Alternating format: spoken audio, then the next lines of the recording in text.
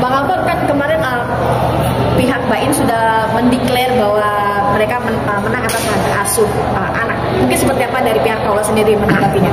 Ya, pertama-tama begini ya, ini bukan soal hak asuh saja ya, tetapi banyak hal yang lain sebenarnya dalam putusan ini.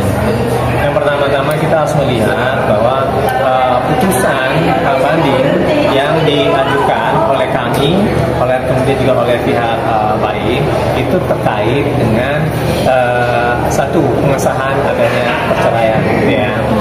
Nah, itu memang setuju. Ya. Nah, kemudian yang kedua itu terkait dengan apa yang kita kategorikan sebagai khusus, gitu ya. Nah, karena kemarin itu sangat mengemuka dan sangat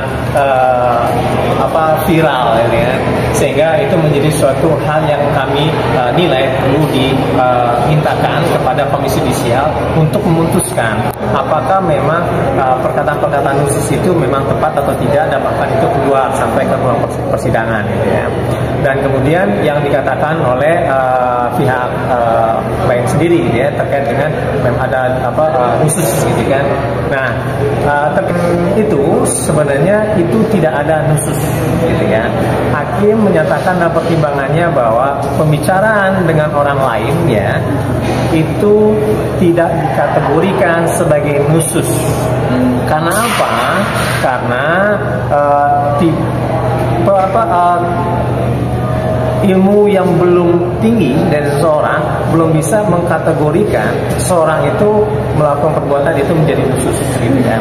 Nah, oleh sebab itu makanya ada orang, misalnya contohnya adalah suami, yang harus memperingatkan, yang mengingatkan, yang membimbing, gitu ya, sehingga dia bisa ditahu dari seorang awam menjadi seorang yang sangat ahli, gitu kan. Nah, oleh sebab itu makanya pada saat ini soal khusus itu tidak terbukti, gitu ya, dan hakim menyatakan bahwa tidak ada khusus. Nah, ini sebenarnya juga sekaligus membuktikan, gitu kan, bahwa adanya pihak ketiga, kemudian setelah itu juga ada perselingkuhan, dan kemudian sampai macam-macam, gitu kan, itu juga tidak terbukti. Itu hal yang kedua, gitu kan. Hal yang ketiga, kita juga membicarakan tentang hak asuh anak, gitu kan. Nah, terkait dengan hak asuh anak, sebenarnya hakim menilai dalam pertimbangannya, gitu kan, ini berdasarkan konsideran hukum, gitu kan, baik itu dalam pasal 105 dan kemudian juga ada undang-undang yang lain, gitu ya. Itu mengatakan bahwa anak-anak yang belum mumayyiz itu sebenarnya pada ibu, gitu ya. Tetapi menariknya, hakim pengadilan tinggi agama menyatakan bahwa dalam pendekatan yang lainnya, gitu kan, social justice, gitu kan, dan untuk kepentingan dari anak atau the best interest of the child, gitu kan, dan juga mempertimbangkan dari ahli, yaitu psikolog, gitu kan. Makanya anak lebih dekat kepada ayah, makanya diberikan hak asuhnya anak kepada ayah. Tapi terkait dengan itu, kami memberikan penilaian apakah memang hakim sudah memutuskan berdasarkan suatu dasar yang benar dan kuat. Kenapa saya katakan demikian? Karena begini, pada saat persidangan terdahulu di pengadilan agama, itu sebenarnya kita itu mempertanyakan tentang metodologi. Jadi mereka menghadirkan dua orang ahli psikolog, dan kami menghadirkan dua orang juga, baik itu adalah dokter anak dan juga psikolog, ya. Terkait dengan psikolog itu kami mempertanyakan satu, kapasitas, ya, terutama dari psikolog SDM, gitu ya. Pertanyaannya adalah apakah psikolog SDM itu bisa memberikan penilaian-penilaian terkait dengan anak, gitu. Ini jadi pertanyaan mendasar sebenarnya, gitu kan. Ini terkait dengan psikolog SDM, gitu ya. Dan kemudian yang kedua, terkait dengan psikolog anak, yang menjadi pertanyaan kami itu adalah apakah melakukan observasi, wawancara, dan asesmen? Iya, katanya. Nah, kemudian dikatakan bahwa anak itu menderita PTSD, ketika post traumatic syndrome. Nah, waktu kami tanyakan kenapa terjadi itu, karena anak-anak itu takut dengan ibunya yang berteriak-teriak, begitu ya. Nah, kemudian di situ makanya memunculkan trauma bagi anak, gitu kan. Kalau saya tanya waktu itu, dasarnya waktu itu apakah ahli itu melihat langsung bahwa ibu itu atau klien saya itu memang berteriak-teriak? Tidak. Terus dari mana ahli itu mendapatkan informasi bahwa memang ibu itu berteriak-teriak sehingga anakku takut? Dari pemohon, gitu.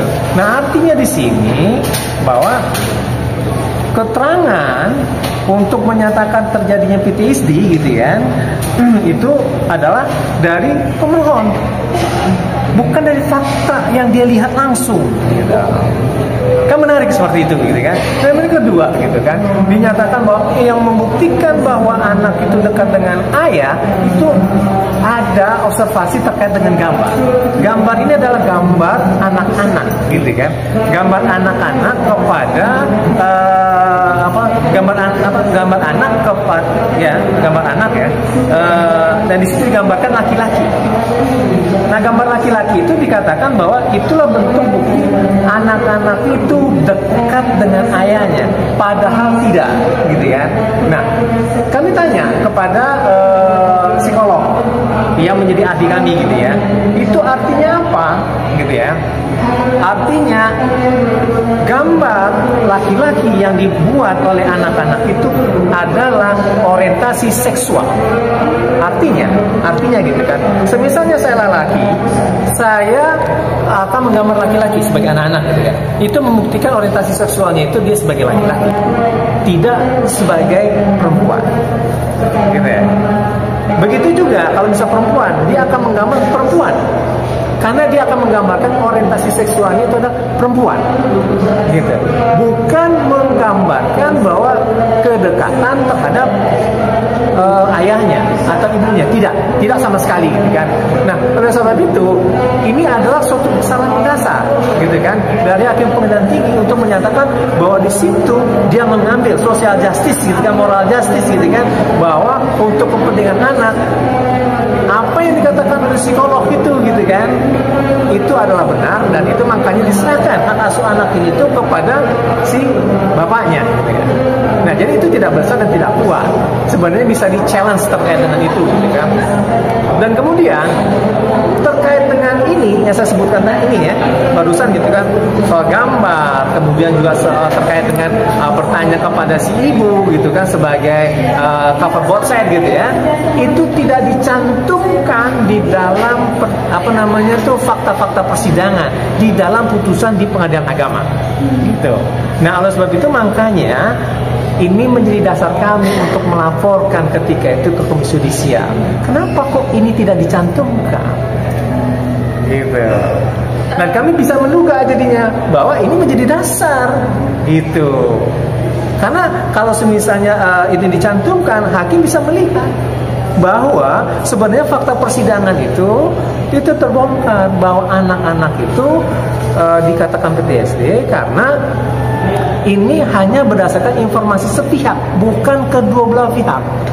Yang menyatakan menggambar anak-anak itu melambangkan dia kedekatan dengan ayah, tidak juga, karena itu melambangkan tentang orientasi seksual dari masing-masing orang, kan? Nah, itu ya ininya ya, hal-hal yang perlu saya sampaikan. Nah, terkait dengan nusus tadi itu ya, oleh sebab itu makanya dia berhak untuk mendapatkan hak-hak, maksud iddah, mut'ah, dan kemudian juga iddah, mut'ah, dan kemudian ya pokoknya hak-hak terkait dengan ini ya, istri lah, gitu ya. Nah, itu kira-kira yang bisa saya sampaikan terkait dengan putusan dari Pola pada saat ini. Tapi Paula sendiri menerima masih dengan putusan dari pihak Paula sendiri?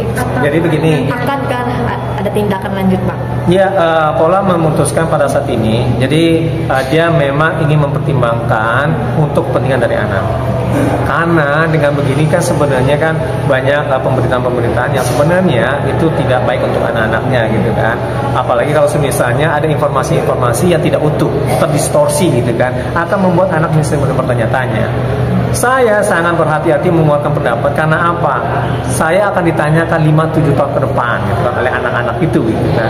Jadi dia bisa lepas perkataan statement kita pada saat ini, gitu kan, dengan anak-anak itu ke depan, gitu kan. Oleh sebab itu makanya akan lebih baik memang hal seperti ini dicukupkan, gitu kan. Nah, oleh sebab itu makanya Pola memutuskan untuk tidak mengajukan kasasi, itu ya.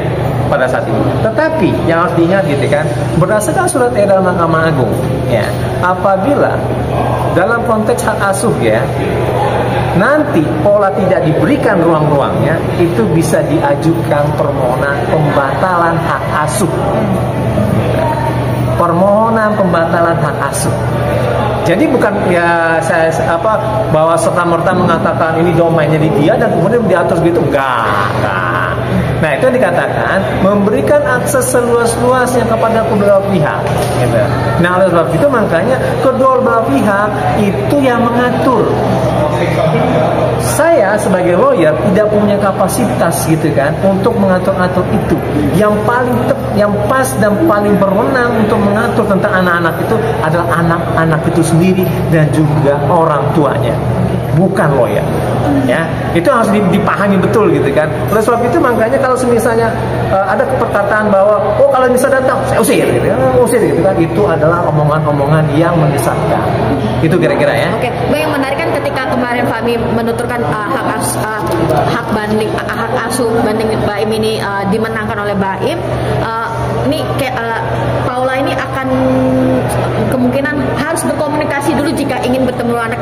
Melihat sebelumnya Paula gampang bertemu di sekolah, gampang bersosialisasi ketika anak-anak berada di sekolah, tapi namun untuk sekarang ini Paula sepertinya akan menghadapi ya Baim itu sudah. Jadi begini ya, pertama-tama ya, hubungan Paula dengan anak-anaknya itu sangat baik pada saat itu. Dan bahkan dulu juga sangat baik, kan begitu ya.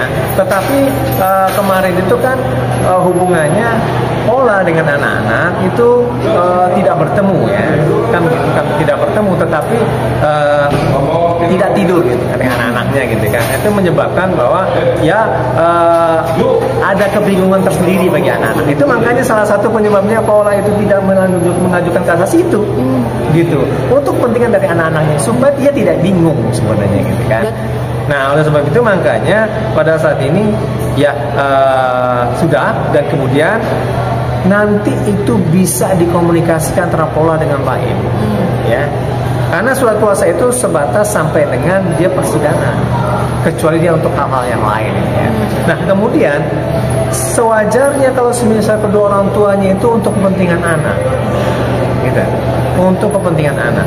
Nah, sebab itu makanya itu hasil berdiskusi. Tidak akan mungkin seorang laki-laki menggantikan fungsi ibu. Fungsi ibu akan menggantikan fungsi seorang ayah. Gitu. Begitu juga dengan sebaliknya gitu kan. Nah, sebab itu makanya kedua-duanya harus berdiskusi gitu kan, untuk bisa memetakan apa saja kebutuhan-kebutuhan yang akan dipenuhi untuk anak-anaknya mereka nanti, untuk kepentingan dari anak-anaknya mereka gitu kan. Nah, kalau misalnya ada hambatan-hambatan, ya saya pikir kemarin-kemarin sudah ada diskusinya kok, kemudian juga udah ada pembagian waktunya kok gitu kan, masing-masing gitu kan. Nah, jadi saya pikir itu juga tidak ada hambatannya gitu kan. Nah, oleh sebab itu makanya kemajuan-kemajuan beberapa lama ini sampai dengan proses banding itu kan sudah dilakukan ya, dan saya pikir itu suatu pencapaian ya. Nah, pencapaian itu yang harus tetap dipertahankan, yang harus satu visi antara keduanya gitu kan, untuk kepentingan anak, agar anak tidak bingung dan anak-anak mendapatkan psikologi seorang ibu dan psikologi dari seorang bapak. Berarti Paula sudah siap, artinya kalau mau ke sekolah harus komunikasi ke Baim, kalau mau ke rumah komunikasi ke Baim. Nah, intinya kan begini, bahwa bukan berarti itu tidak memberikan ruang kan begitu kan, itu ruang seluas-luasnya diberikan ya. Kalau semisal tidak, ya artinya kan ada surat edaran dan itu terstate loh di dalam putusan ya, dalam pertimbangan gitu kan. Kalau semisal tidak terpenuhi itu, bisa dilakukan pembatalan hak asuh anak gitu. Itu makanya salah satunya Paula menerima itu. Terakhir sudah bertemu anak-anak kapan, Bang? Kalau nggak salah saya tuh sekitar 3-4 hari yang lalu. 3-4 hari yang lalu masih bisa bertemu. Itu gampang untuk diajak keluar main atau hanya sebatas di rumah saja, atau jemput sekolah atau jemput? Enggak, kan 2 minggu waktu itu kan main-main. Dan kemudian juga ketika teleponan, saya juga mendengar, mama ini gimana, mama mau ini, ya silakan nak, makan aja nak. Saya mendengar itu. Jadi artinya anak-anak dengan ibunya itu nyaman gitu. Jadi tidak benar kalau misalnya anak dengan ibunya tidak nyaman gitu kan. Dan itu menguatkan bahwa secara metodologis psikolog yang memberikan keterangan itu bermasalah gitu kan. Nah, oleh sebab itu makanya kalau misalnya hakim tinggi agama menyatakan bahwa dan menyandarkan penilaian berdasarkan psikolog yang memiliki permasalahan dalam metodologis tadi gitu ya, itu menurut saya itu ada kekeliruan.